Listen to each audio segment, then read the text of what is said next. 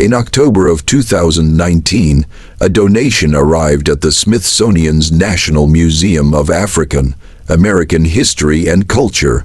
It was a worn cardboard box containing a single wedding photograph from 1902.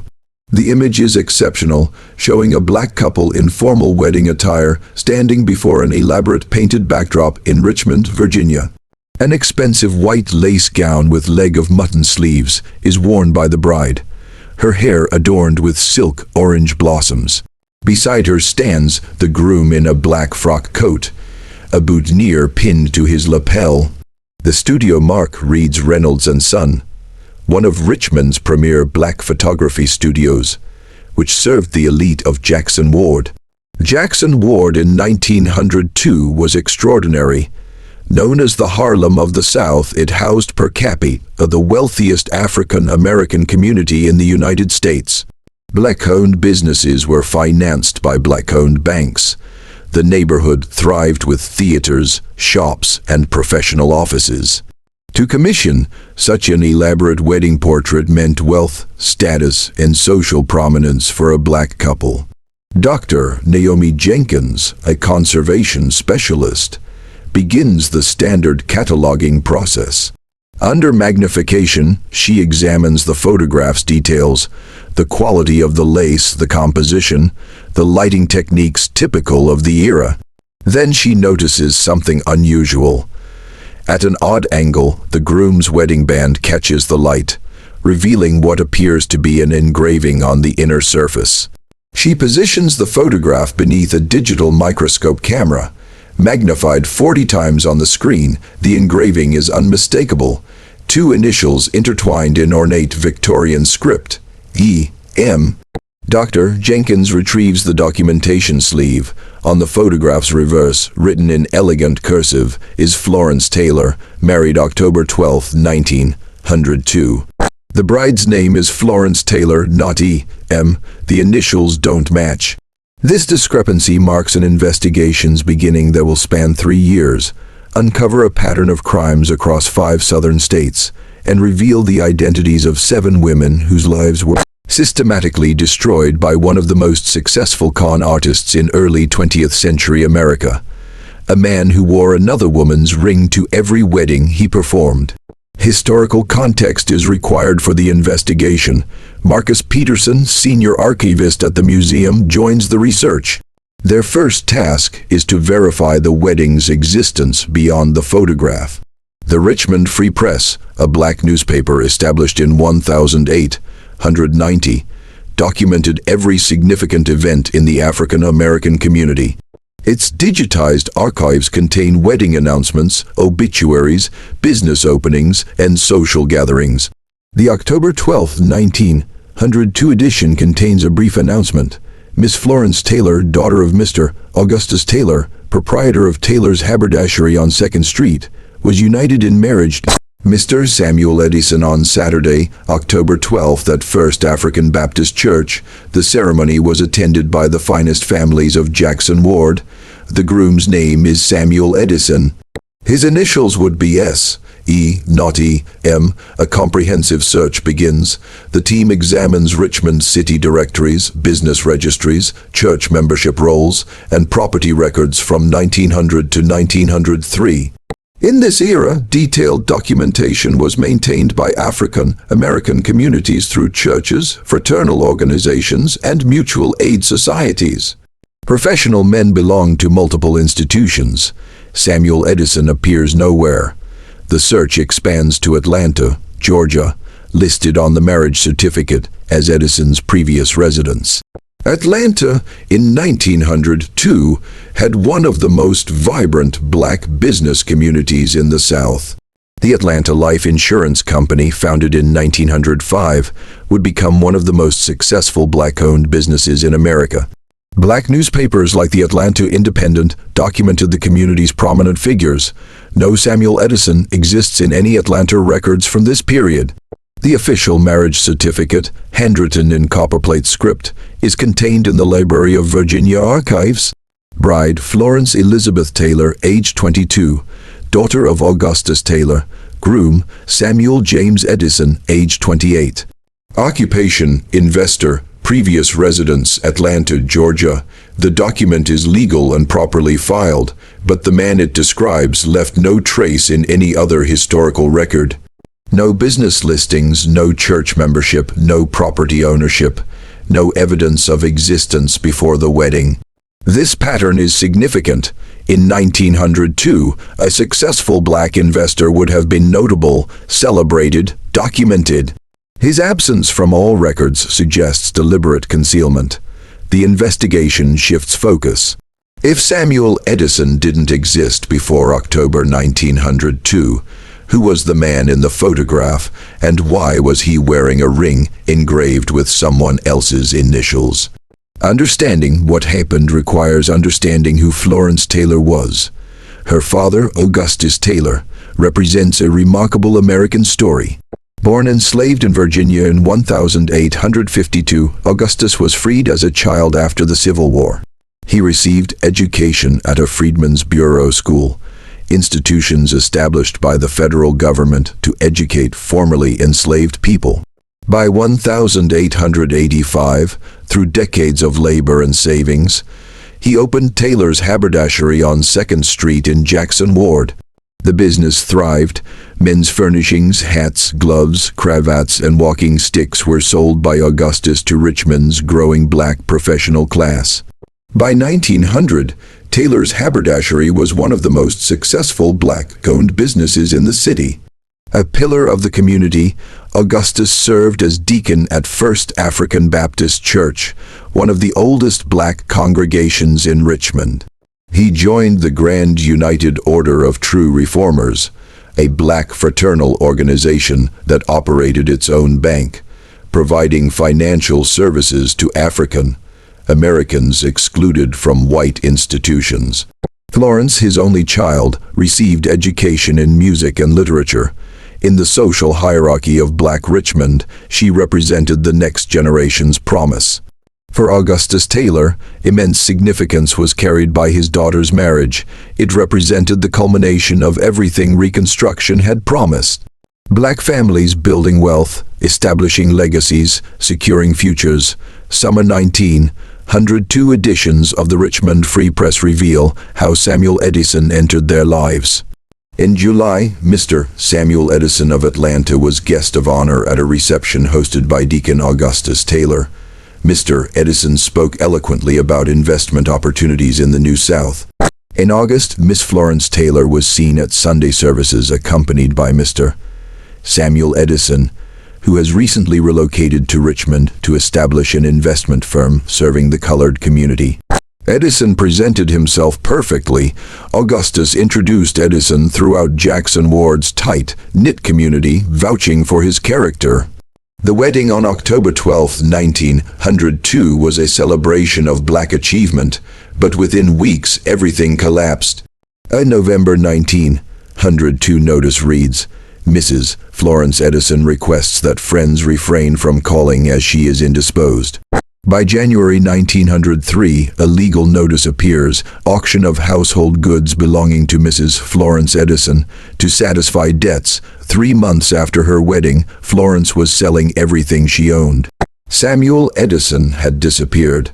A routine inquiry to the Library of Virginia produces an unexpected result. An archivist discovers another marriage certificate, Norfolk, Virginia, June 3, 1901, 16 months before Florence's wedding. Groom Samuel Edison, age 27, occupation investor, previous residence Charleston, South Carolina. Bride Elizabeth Harris, the same name, the same occupation, a different city, a different bride. This discovery transforms the investigation. Inquiries are sent to historical archives across the South. The responses reveal a systematic pattern. Charleston, South Carolina, March 1900. Samuel Edison married Eliza Monroe. 6 months later, she lost her home to creditors. Savannah, Georgia, October 1900. Samuel Edison married Marie Thompson. Her father's life savings vanished by Christmas. Memphis, Tennessee, August 1901. A man calling himself Samuel Edwards married Ruth Jackson. She lost her late husband's death benefit within weeks. Norfolk, Virginia, June 1901. Samuel Edison married Elizabeth Harris. Her father, a minister, was left financially ruined. Richmond, Virginia, October 1902. Samuel Edison married Florence Taylor. 7 cities, 7 weddings, 7 devastated women across 3 years. The profile is consistent. Every victim was the daughter or widow of a successful black businessman or professional. Every bride came from a family with property or savings. The initials on the ring, E.M., match the first known victim, Eliza Monroe of Charleston, March 1900. The man who called himself Samuel Edison kept Eliza Monroe's wedding ring and wore it hidden on his finger to every subsequent wedding. This detail suggests more than simple theft. It indicates a psychological dimension to the crimes. Property records from each city reveal the same pattern. Within weeks of each wedding, the bride signed over property or her family lost substantial money. Then the husband vanished. The scale of the operation becomes clear. This was systematic, calculated predation. Dr. Phyllis Grant, a historian specializing in post-reconstruction African American communities, joins the investigation. Her expertise provides crucial context. The period from 1900 to 1905 was critical. Jim Crow was solidifying. African Americans faced exclusion from white economic institutions. In response, parallel institutions were built by black communities. Mutual aid societies, fraternal organizations, and black-owned banks functioned on trust. Personal relationships mattered more than formal credit histories. This system's strength was also its vulnerability. A person who could gain the trust of one prominent community member could quickly access the entire network. The man behind the Samuel Edison identity understood this perfectly. Thomas Wright, a black private investigator hired by victims' families, spent 2 years tracking the con artist. His investigation, published in the Baltimore Afro-American in April 1904, revealed the true identity and methods. Hayes was born in Philadelphia around 1874. He worked as a clerk, learning the language of finance. His method was sophisticated. He would arrive in a city claiming to come from another successful black community, carrying forged letters of introduction. He attended prominent black churches, making generous contributions. He gave eloquent speeches about racial uplift. He courted the daughter of the most prominent man he could access. The wedding cemented his social position. Then, using his wife's property as collateral, he accumulated cash. Finally, he manufactured a crisis and disappeared. The genius of the method was that Hayes weaponized hope. These communities desperately wanted to believe in black success stories. Hayes turned these aspirations into vulnerabilities. Thomas Wright's background is remarkable. Born in Baltimore in 1866, he had worked for the Pinkerton Detective Agency. He left to establish his own agency serving black clients. His methods were meticulous. He interviewed neighbors, examined property records, and tracked fraudulent creditors. His case files document his findings. The man's real name was likely William Hayes. He was approximately 30, well-spoken, and impeccably dressed. He knew scripture well enough to impress ministers. Hayes never used violence. He relied on social manipulation and legal documents. The fraudulent creditors were likely Hayes himself or Confederates. Wright tracked Hayes to Richmond in November 1903. But he faced an insurmountable obstacle. White law enforcement had no interest in investigating crimes against black victims. Despite comprehensive evidence, Wright had no mechanism to prosecute. The Baltimore Afro-American article included a desperate plea for black newspapers to share information and warn communities. The last confirmed sighting of William Hayes was in New Orleans in December 1905. After that, the trail disappears. Thomas Wright continued his detective work until his death in 1918. William Hayes was never caught. Florence Taylor's life after the wedding reveals the devastating long-term impact. She owned a house on Clay Street, a wedding gift from her father. By February 1903, just 4 months after the wedding, Florence transferred the deed to a J.P.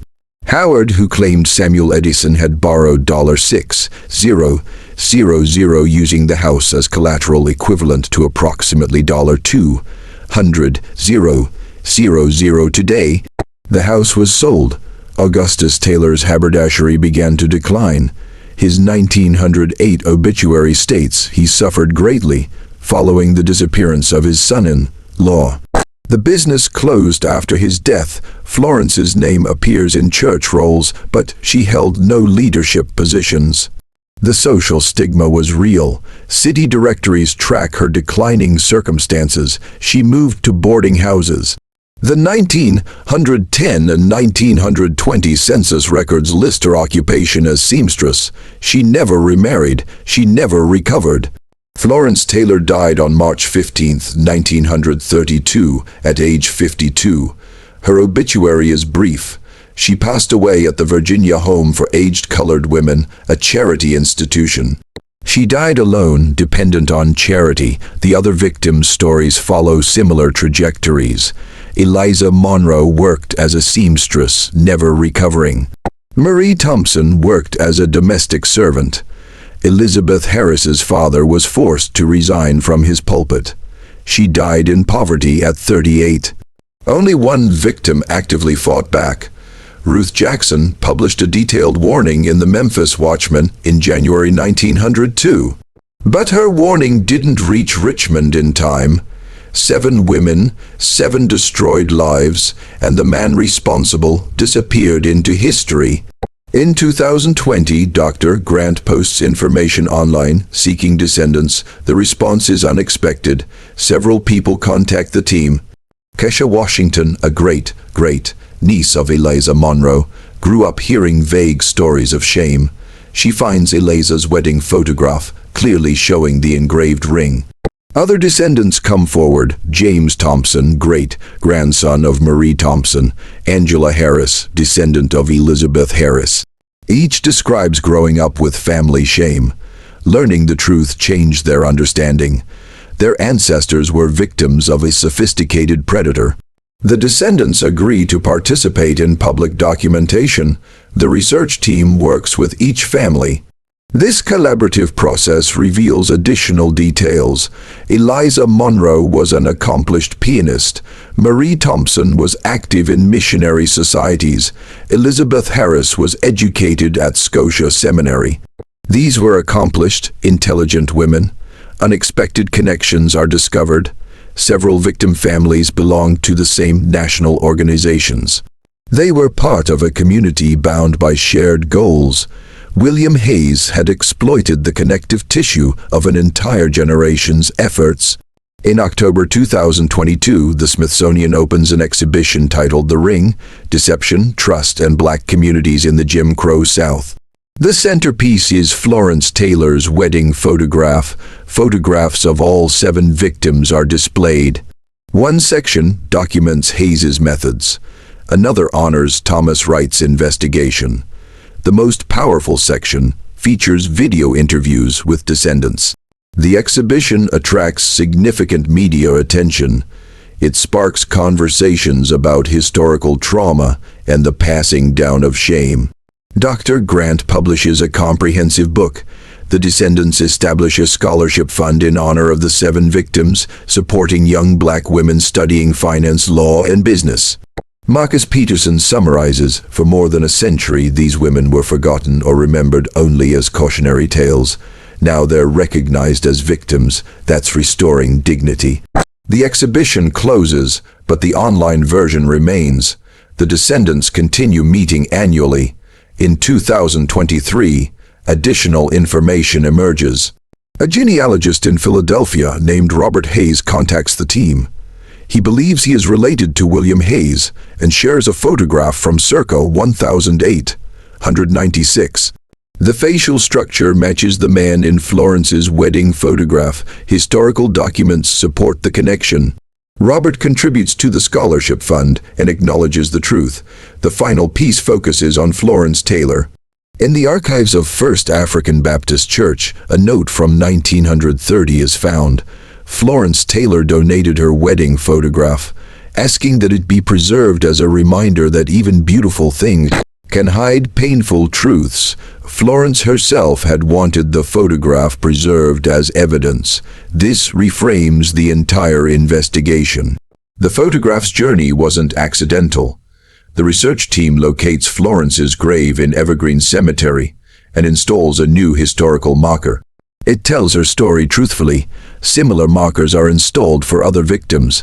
The investigation concludes with a symposium in March 2024.